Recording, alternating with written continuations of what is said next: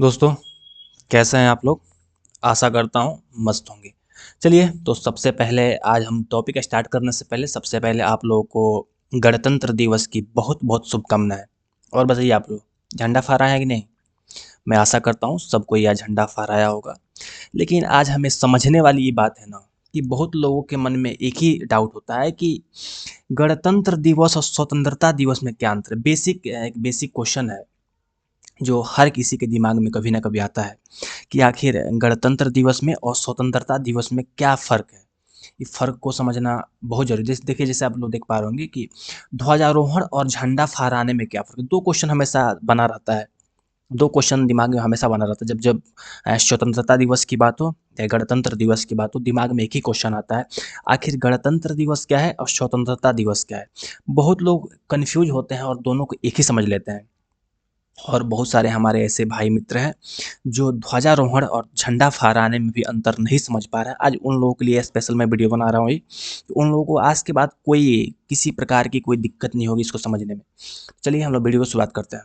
आइए, पहला जो सबसे महत्वपूर्ण और पहला क्वेश्चन है, आप लोगों के सामने कि ध्वजारोहण क्या है। जैसे देख रहे हैं कि ध्वजारोहण क्या है, और दूसरा क्वेश्चन है, इसी इसी स्लाइड में मैं दूसरा क्वेश्चन रख दिया हूँ आप लोगों के लिए, जो देख पा रहे होंगे कि स्वतंत्रता दिवस और गणतंत्र दिवस में अंतर क्या है।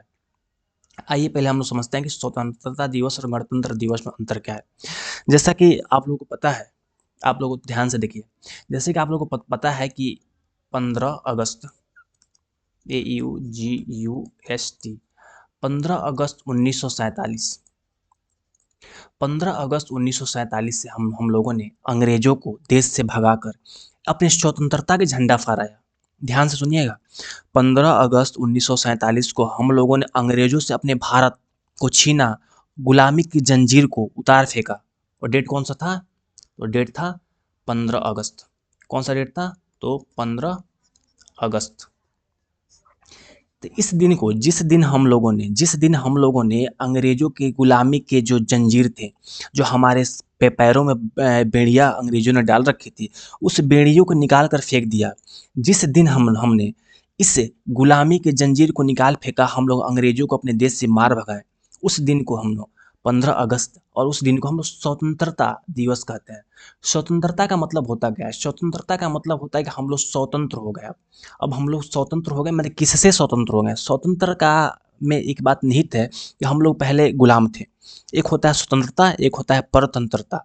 तो स्वतंत्रता का मतलब होता है कि हम लोग पहले गुलाम थे, अब स्वतंत्र हो गए हैं। आखिर ये बात आता है कि हम किससे स्वतंत्र हो गए? तो हम अंग्रेजों से स्वतंत्र हो गए। और हमें स्वतंत्रता मिली कब? तो 15 अगस्त को मिली। कब मिली? 15 अगस्त।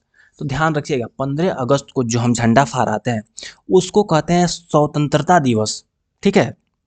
15 अगस्त 1947 को हमने झंडा फहराया और हम लोगों ने क्या मनाई? स्वतंत्रता दिवस। ध्यान रखिएगा, इसको कहते हैं अंग्रेजों को देश से मार भगाएं, और हम लोग जिस गुलामी की जंजीर को उतार फेंका, वह दिन था 15 अगस्त 1947। ध्यान रखिए, उसको हम लोग कहते हैं स्वतंत्रता। हम लोग स्वतंत्र हो गए, किससे? तो अंग्रेजों से स्वतंत्र हो गए। देखिए, अब आता है, आप आइए पिछले स्लाइड में, थोड़ा लिंक करना चाहता हूँ।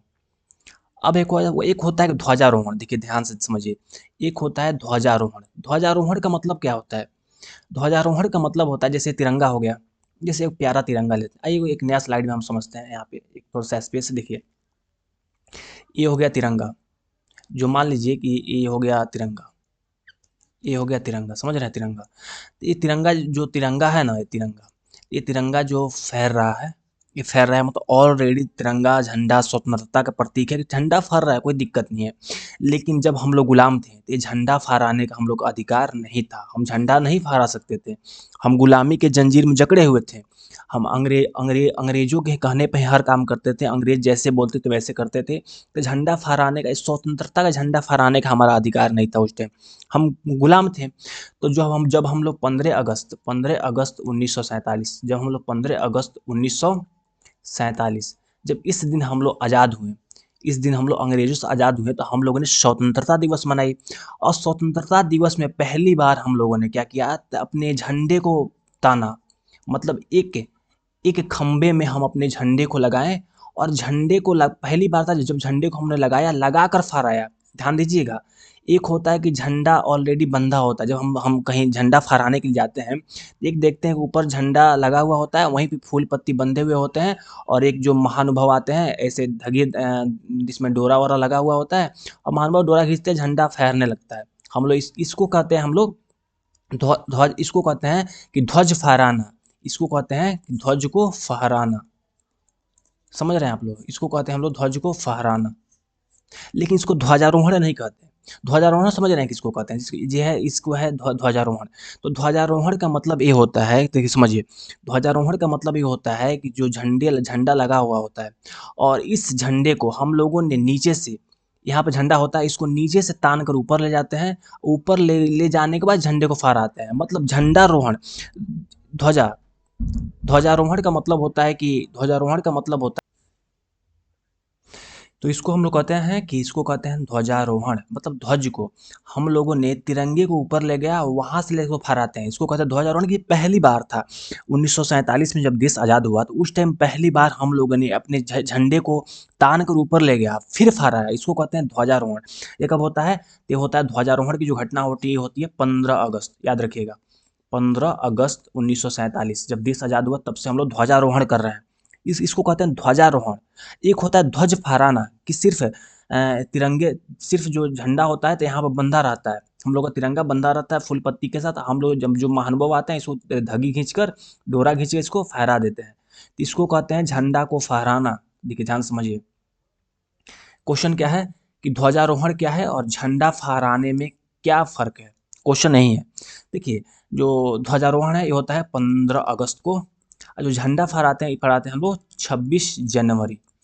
समझ रहे हैं ना? तो नीचे आइए।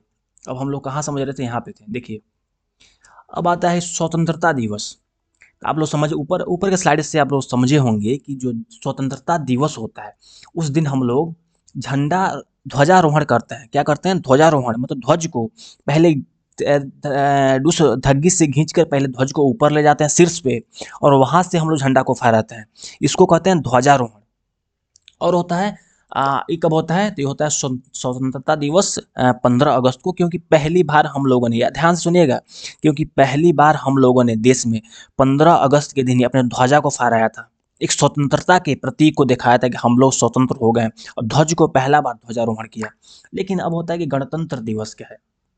गणतंत्र दिवस के समान रूप से समझिए, गणतंत्र दिवस का मतलब क्या है। देखिए, इसके पीछे कुछ बैकग्राउंड है, आप लोगों को मैं समझाना चाहता हूँ।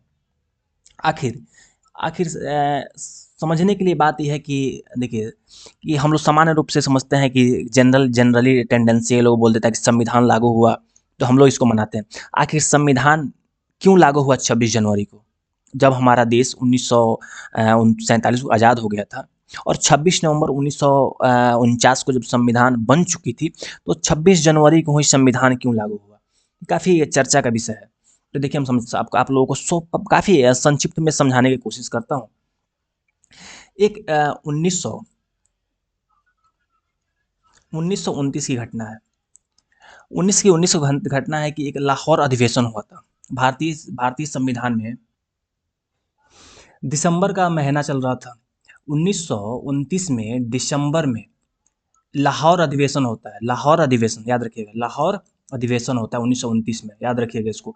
इस अधिवेशन में पंडित जवाहरलाल नेहरू ने कांग्रेस की अध्यक्षता की, और इस अधिवेशन में पूर्ण स्वराज की मांग की। कहा कि हम लोगों को एक पूर्ण स्वराज की मांग की। कौन सी मांग की? पूर्ण स्वराज की मांग की।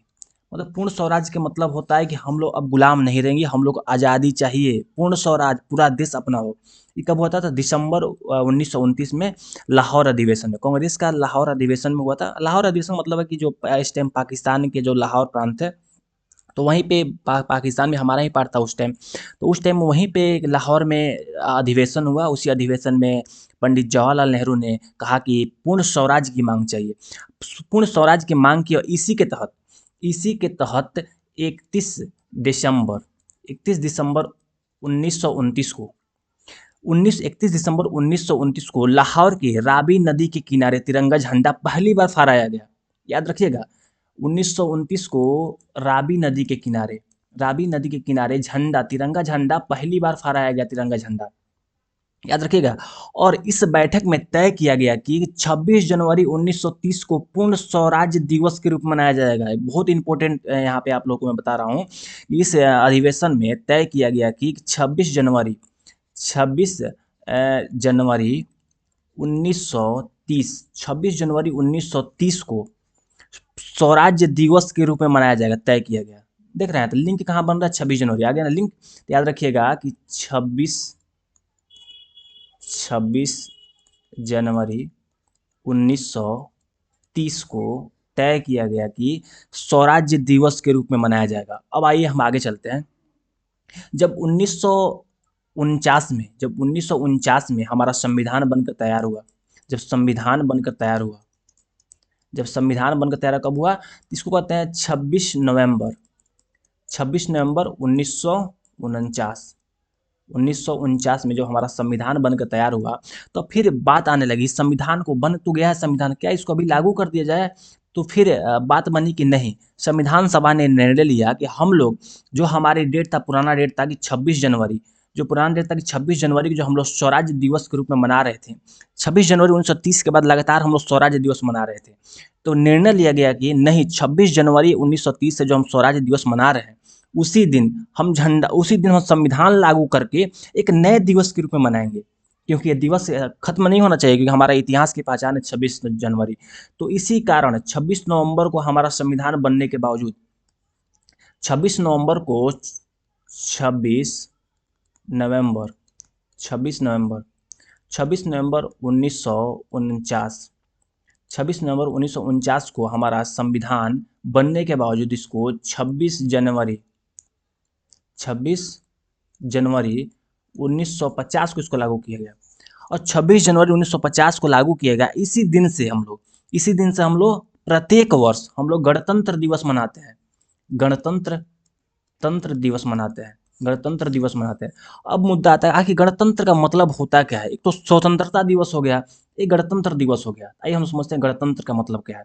गणतंत्र का सीधा सीधा मतलब समझिए, जब देश का प्रमुख जनता के प्रतिनिधि हो, जनता के द्वारा चुना गया हो। अगर देश का जो हम लोग का देश का सबसे उच्च प्रतिनिधि, सबसे बड़ा पोस्ट कौन सा है, मतलब जनता के द्वारा चुना गया प्रतिनिधि सबसे हायर पोस्ट पर कौन है जो सबसे ज़्यादा पावरफुल है।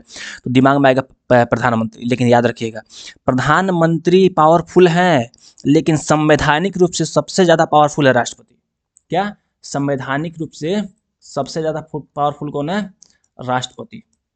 याद रखिएगा, राष्ट्रपति। तो हमारा देश का जो राष्ट्रपति है, इस सबसे ज़्यादा पावरफुल है, संविधान ने सबसे ज़्यादा अधिकार दिया है। अगर प्रधानमंत्री कुछ काम भी करते हैं ना, तो उस पर सिग्नेचर किसका होता है, राष्ट्रपति का ही सिग्नेचर होता है। ध्यान में रखिएगा बात। तो राष्ट्रपति है, तो हमारे देश का जो प्रतिनिधि है, सबसे सर्वोच्च, देश का प्रथम नागरिक कहा जाता है राष्ट्रपति को। जो देश का जो प्रथम नागरिक है, जो सबसे पावरफुल इंसान है राष्ट्रपति, वो जनता के द्वारा चुना गया है। इसी कारण से हम इसको कहते हैं गणतंत्र। गण मतलब जनता का तंत्र है भाई, कि देश का सबसे सर्वोच्च जो अधिकारी है, सबसे सर्वोच्च नागरिक है, क्या है, जनता के द्वारा चुना गया। इसी कारण से हम गणतंत्र कहते हैं। मतलब इस पद पे देश के कोई भी नागरिक यहाँ पे जा सकता है, हमारे देश का कोई भी व्यक्ति राष्ट्रपति बन सकता है। इसीलिए इसको कहते हैं, ये राजतंत्र नहीं है, गणतंत्र, जनता का तंत्र है। इसी कारण से इसको कहते हैं गणतांत्रिक दिवस। गणतांत्रिक दिवस हम क्यों कहते हैं, क्योंकि 26 जनवरी 1950 को जब संविधान लागू हुआ, तो उस संविधान ने हमारे देश को गणतंत्र बनाया। क्योंकि उस संविधान ने कहा कि हमारे देश का जो सबसे बड़ा अधिकारी, सबसे उच्च व्यक्ति होगा, प्रतिनिधि होगा, वो जनता के द्वारा चुना हुआ होगा, कोई राजतंत्र का व्यक्ति नहीं होगा। जैसे हम आपको समझाना चाहते हैं कि जैसे ब्रिटेन है ना, ब्रिटेन जो है, ये ब्रिटेन लोकतंत्र तो है, लेकिन गणतंत्र नहीं है। अब आप समझ में आ गया।